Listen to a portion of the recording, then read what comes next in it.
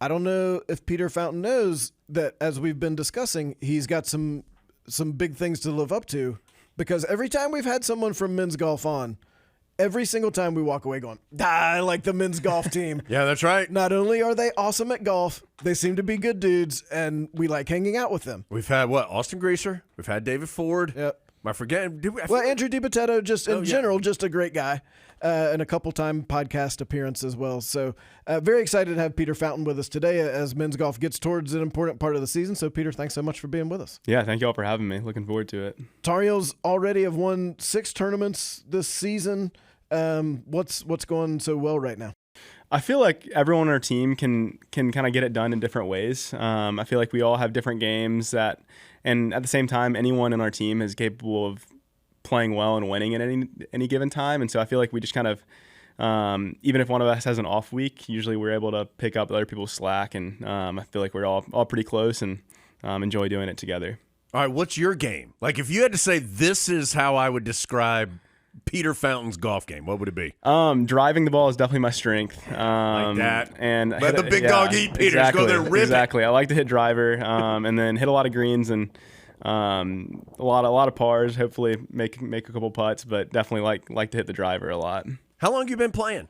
So playing probably since I was 6 or 7. Both my older brothers played golf. One played golf here, and then one played golf at Davidson. And just because of them playing, I kind of naturally was drawn to the game. And probably 15 years now, I would say. I probably played my first tournament when I was maybe 10. Nice. Were you the annoying little brother following along that they couldn't get rid of? Yes, I'm definitely the trash talker in our family too, which is probably not pretty annoying when the youngest guy is the trash talker. But I feel like I had to stand up for myself when I was younger. But it was really fun growing up with them. I don't know that I would have pegged Peter for a No, you trash seem talk. you seem like almost over the top pleasant, Peter.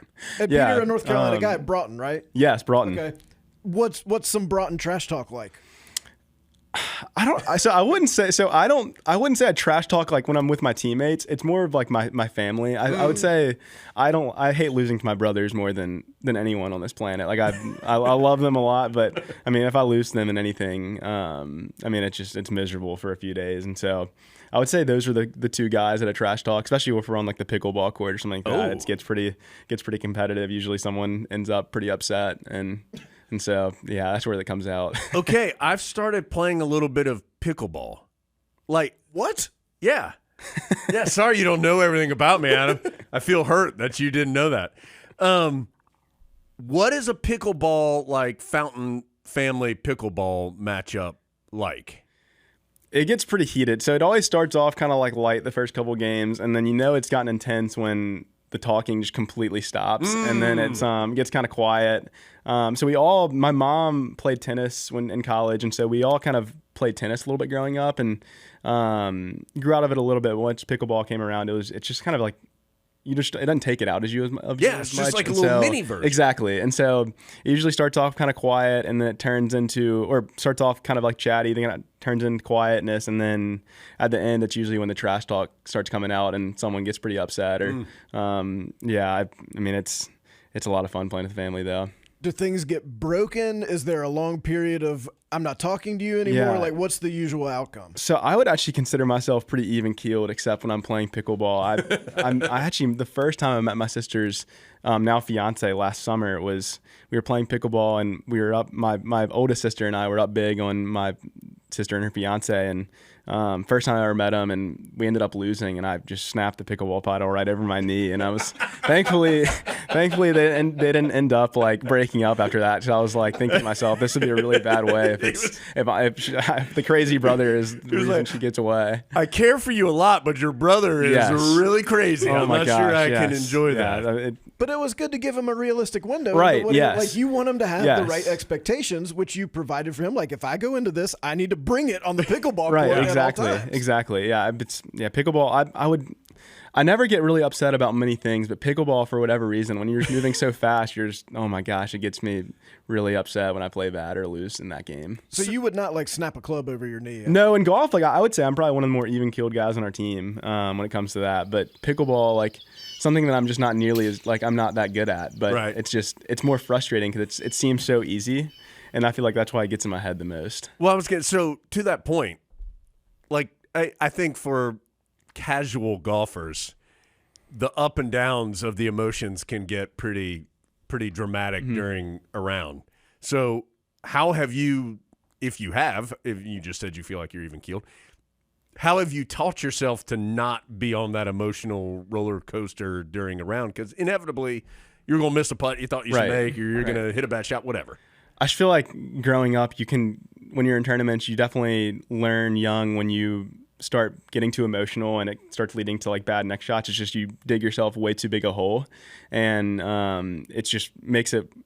I guess I feel like I've been taking it less, not seriously, but being just more like light on myself, just because it's a hard game. Everyone hits bad shots. I mean, Tiger Woods hits bad shots, but I feel like I've just learned how if I stay more even keeled, it definitely translates to better golf. And I definitely, when I was younger, it probably wasn't. I probably made more mistakes because I would get more upset with bad shots.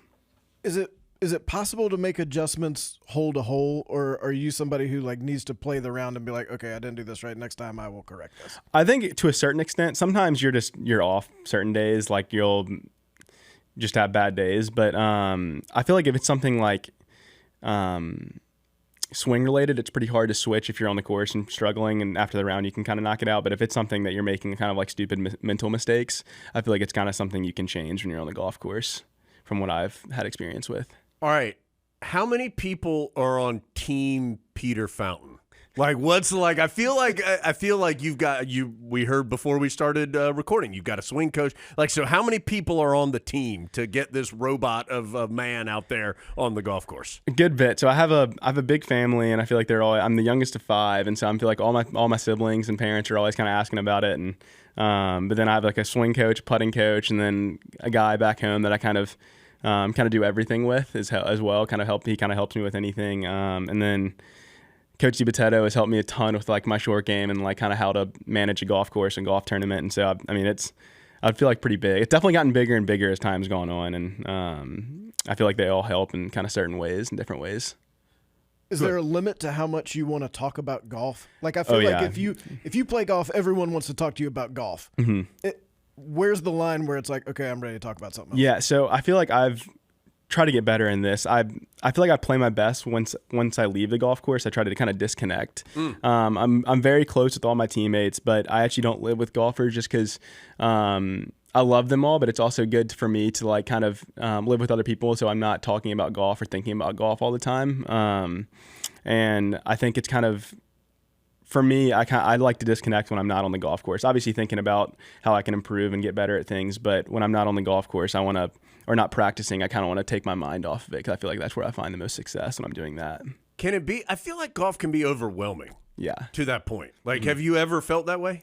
Yes, and I feel like you feel it the most when you're not playing as well. Sure. Because you're trying to get it back and you're trying to figure out, like, what am I doing wrong to not have good results. And when you're playing well, it seems so much harder, and you start overthinking it and thinking about it way more. But when you're playing well, it seems so easy. And I feel like when you're playing well, you're not thinking about it. But when you're playing poorly, you're thinking about it the most, and it definitely gets overwhelming in that How do you do it? So I ask this because I enjoy playing golf, but very much a casual golfer. And I agree, like, even for me, like, if I haven't played for a while and then all of a sudden, like, the first 2 holes, I'm like, gee, I am the greatest golfer alive. I know, and it's just because you're just out there doing it, but then all of a sudden you start thinking about it and it goes all to heck after that. So how do you get in that mental spot? I wish I knew the secret to it. I feel like one of my favorite quotes is Max Homa always says, "You're one shot away from thinking you can win the Masters, and another shot away from wanting to quit golf altogether." And I feel like I found myself there many a times, as every golfer has. But I don't think there's any secret recipe. I just think there's ways that you can stay consistent and be consistent. But I think there's times that you're just going to play poorly, and that's just part of the game. Okay. I think I'm closer to starting to play golf now than I've ever been in my entire life. I love it. Jones has been working on me, but my wife and I are really into full swing. Yes. And it looks so cool when they do it. Mm-hmm. She has decided, based on watching 2 seasons of full swing, that the number one thing she wants to do is go to the Ryder Cup. Oh, yeah. If you had the choice, would you going rather to Bethpage Black coming up? Would you rather go to the Ryder Cup or the Masters? What do you think is more fun? Not necessarily to play, but I would be interested to know play too.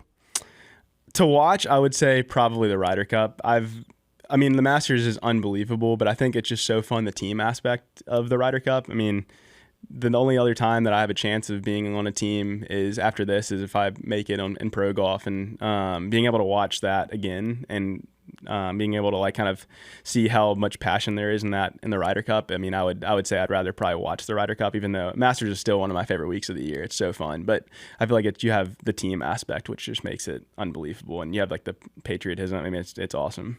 You gave a little nod on Full Swing, so you've watched it? I have. I just started the first episode of the second season like two or 3 days ago. Season 1, is there somebody that you learned something about, either made you like this person more or less? Watching Brooks Koepka, I thought was super interesting, just because you can see even, I mean, one of the greatest golfers of all time, how much he can struggle with the game, and how hard it makes him feel, like how hard the game is to him sometimes. And I feel like that was kind of the guy I took the most from, just like being easier on yourself, because if it's hard for you, it's still harder for the best players in the world. All right, you're wearing an Augusta National Golf Club hat. As we are recording with Peter, the Masters is about to begin. So when we air this, we'll know if you're right or wrong. Who you got? I don't think you can bet against Scottie Scheffler. He just, until he plays bad, I wouldn't bet against him. I mean, I think he's shot in like 30 rounds in a row under par, which is just, just stupid. And so I don't know if he'll win, but I just think it's impossible to bet against him right now. Sure, With how just well going he's with the played. very safe, smart choice. Yeah, I mean, it's stupid how good he is at this game. You guys have gone some really cool places this season. Where's your favorite place that you've been?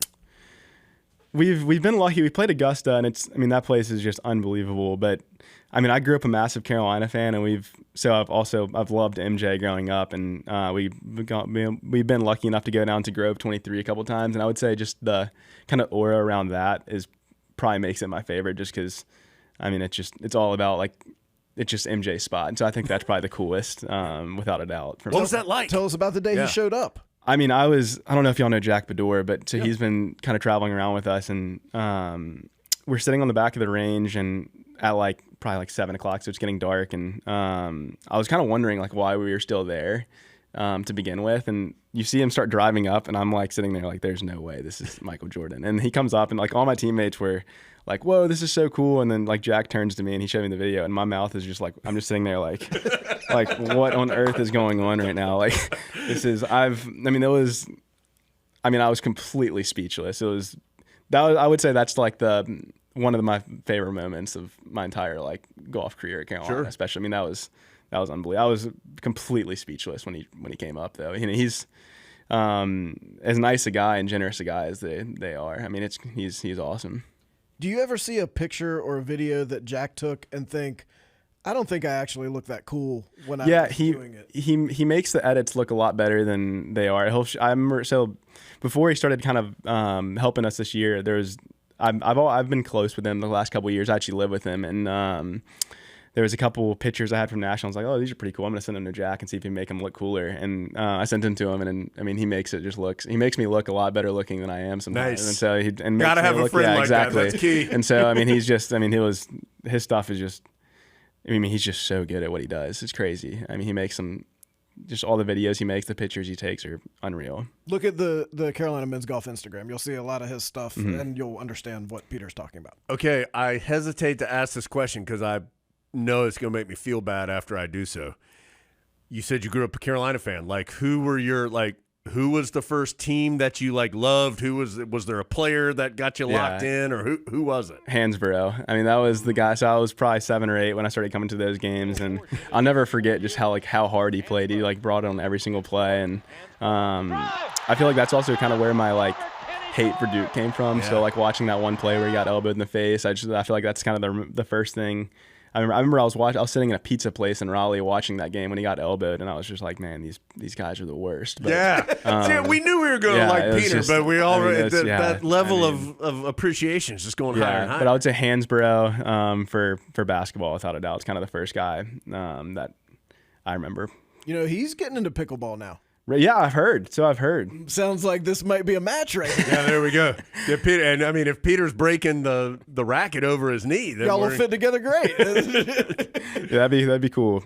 Okay, we were talking about this a little bit before we started. So I love the postseason for golf. A, it's long, and B, it is just, as a spectator, really fun to watch.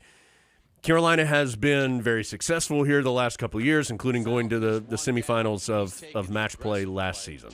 So take us through, like, what is that grind like, and how, in your mind, can you guys take that final step? Yeah, so, I mean, it's the longest week of the year. I think it's really easy leading up to it to kind of tire yourself out, and I think we've gotten, as time's gone on, of the last 3 years, we've gotten better at kind of conserving the energy, because from the first day of stroke play to the last day of match play, you're just way more tired, just how it is. And I think we've grown in the way of just kind of how to preserve ourselves and stay in the moment. I feel like it's kind of the week where you see the people get the most stressed out. And I feel like our coaches do a really good job of kind of keeping everything light, making you laugh on the golf course. But then when it comes to match play, I think we've gotten better at just kind of staying in the moment more and focusing kind of on the match at hand. I think sometimes in the past we've kind of gotten ahead of ourselves a little bit, and I think we've gotten a lot better at kind of staying in the moment and just kind of focusing on one hole at a time and not kind of focusing on what anyone else is doing, but kind of just rather focusing on yourself and trying to win your match for your team. When your brother graduated in 2019, your brother who played here, obviously Carolina men's golf was very good when he was here, but I think it's even gone a step beyond that now. What has gone into, do you think, that transition to being really elite at this point over the past few years? Because you saw it before that also.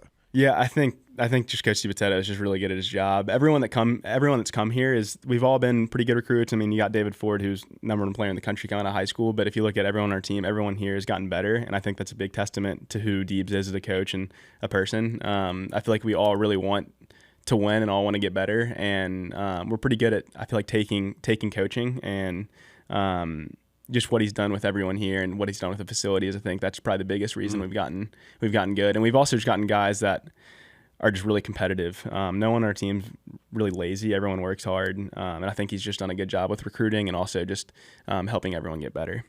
All right. Two things off of that. And you may have answered this question a little bit with that answer.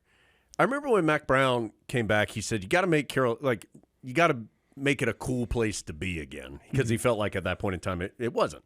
I feel like kind of Carolina golf's like a cool place to be now. How did that happen? I think it's just because of Deebs. One, just UNC is, I just think like every athletic program here should be good, and I just think it's the culture that comes with playing at UNC. You're kind of expected to be good, and it's a great pressure to have. But I think Coach Potato just kind of revived the program a lot since he's gotten here. And before he came, they were good. They were always top 25, but I feel like he's kind of taken us to a top 10, top 5 program just by just being like a new young voice and just having a great drive. Like he's always there to help, and I think that's one thing that kind of sets him apart from other people. Like he's very flexible, and he's always willing to help you get better, and I feel like that's kind of how he's taken us to the next level. Okay, stroke play, match play, which do you like better? I think match play, just because it kind of just comes with postseason, and stroke play is really fun, but it's match play. You're kind of focusing on one person. You don't have to think about as much, and I just think it's so fun because it means postseason, and sure. I think it's awesome just kind of focusing on one hole at a time, rather than if you make a mistake in stroke play, it can cost you 3 or 4 shots, but if you make a mistake in match play, it only costs you 1 hole. And so I think match play is I just enjoy it more as well. Oh, I wanted to ask you about Finley. So obviously just had the major renovation here recently. What are your thoughts from the player perspective of the renovation of the course? It's really, really good. I think it's a testament to, I don't know if y'all know Ben Griffin, he's a tour player now, and Ben came back and he's like, this is a PGA Tour golf course, which says a lot about it. You can make birdies out there still, but it's a lot easier on the new course to make bogeys or doubles, because it's just, if you miss greens, you can put yourself in some really, really bad spots, and it's in really good shape. head of agronomy there is unbelievable, Kyle, and he's done a great job. I feel like it's pretty rare to have greens that are this new with the type of grass be this good.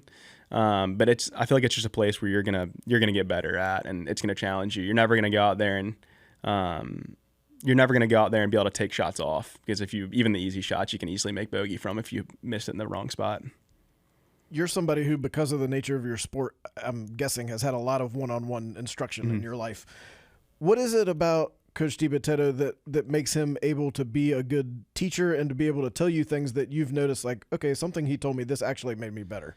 I think it's one, he's good at communicating with different people. Like some people he's harder on, and some people he's more like, I feel like more kind of like just more nurturing almost. I feel like he knows when to use those different traits, and he's also really good at he's really good at golf. And so I feel like it's easier to learn from a good golfer. When someone's good at something, you're like, all right, well, he can teach me something. Especially watching him chip. He might be the best chipper on our team aside from Dylan Minetti. It's crazy. I've had chipping contests with him, and it started freshman year. I would just get smoked. He would just destroy me. And now I've gotten to the point he's given me a lot of chipping lessons where I'm kind of hanging with him a little bit. But I think he's good at communicating, and he's also just a good player, and it's going to naturally want to learn. Are you somebody who needs to be nurtured, or are you somebody who needs to take the heat from your coach? I feel like a little bit. I feel like usually in the past I've gotten a little bit of it's not much, but like he rarely does it, but I feel like he kind of usually brings the heat with me a little bit if I'm not doing something right. But he knows when to use both of them, and he's extremely laid back. And so the only time he brings the heat a little is when you've messed up and you kind of know it's coming. But he's really good at knowing when to use both. But he's also, I feel like he's usually very even keeled and just kind of chill, laid back. But it comes rarely, but I feel like I've probably gotten the heat more than the nurturing. Is that a tattoo on the inside of your wrist? It is, yes. What is that? So it stands for a Bible verse. He must become greater, I must become less. And I used to write it on my glove, just a reminder of this isn't why I play the game, but more so to glorify the Lord. And this kind of, I figured it'd be good to get it tattooed on myself because I always write it on my glove, and so might as well put it on the Did it hurt? tattoo. It didn't feel great, so it felt like the best feeling I've ever had. It feels just like an extended bee sting, which wasn't. It sounds weird, but it just feels like that sting for 10 minutes. Right. I've never gotten stung by a bee and been like, I wish this was longer. Yeah, no, it's not. It's not great. It's not the most pleasant thing I've ever felt. I remember they started doing it, and I was like, I kind of this doesn't feel great. I wish I was they could numb it or something. Yeah. Was that a considered decision, or was that a spur of the moment decision? Spur of the moment. I've always wanted one, and I've always kind of wanted to get something like this, but the day it happened, I was just had no wasn't planning on getting it, and I was like, I have nothing else to do. I might as well go get a tattoo today. Go get tatted. Yeah, it was crazy too. My mom, I didn't tell anyone except the person I was with, and my mom found out within 15 minutes. And I asked him, I was like, did you tell her? And he was like, no, I didn't tell anyone. She just felt a disturbance. I remember getting a call within 10 minutes. I was like, how in the world did you just find out about that? I was going to tell you, and she was just she didn't. Yeah, she was not overly happy, but she's gotten over it. Other than getting tattoos when you're not playing golf, what are you doing? A lot of pickleball, or not as much recently, but I love to fish, love to play pickleball, but just kind of anything outdoors. We'll have games of basketball outside sometimes. Kind of as postseasons come, I feel like I've tried to limit it a little bit with the pickleball and basketball, just so I don't twist an ankle or something like that, which would be unfortunate. But just kind of anything outdoors. Love to fly fish. If I'm able to, I'll go up to the mountains and fly fish, but it doesn't happen as much. All right, I'm going to put you on the spot. If it can't be you, somebody on your team's got to make a putt. Somebody. Who do you want over the putt? Can't be you. Greaser or Dave. I trust anyone on our team. I would try. I feel like we all are pretty good in the moment, but I feel like Greaser's been in big moments a lot, and I would definitely trust him to make one. Like that. So you're somebody who grew up admiring Carolina athletics and thinking, oh, the Tar Heels are so cool. What's it been like to actually be a Carolina student athlete, and how has it been? Have you appreciated it maybe more than you thought you might have? Yeah, I mean, it's a dream come true. This is the only place I ever wanted to go is to Carolina, and whenever I leave Chapel Hill, I always get the chills when I drive back up the hill and past that sign. I'm like, all right, how am I here? Like, this is unreal. And I feel like the thing that's kind of hit me the most is just like the Tar Heel family and how people want to help you and they look out for each other. And just like the people I've met and along the way and just friends that I've met here, it's surpassed everything more. And just the competitions, the tournaments, the coach. I mean, it's been unbelievable. And it definitely surpassed what I expected. And it's just been great.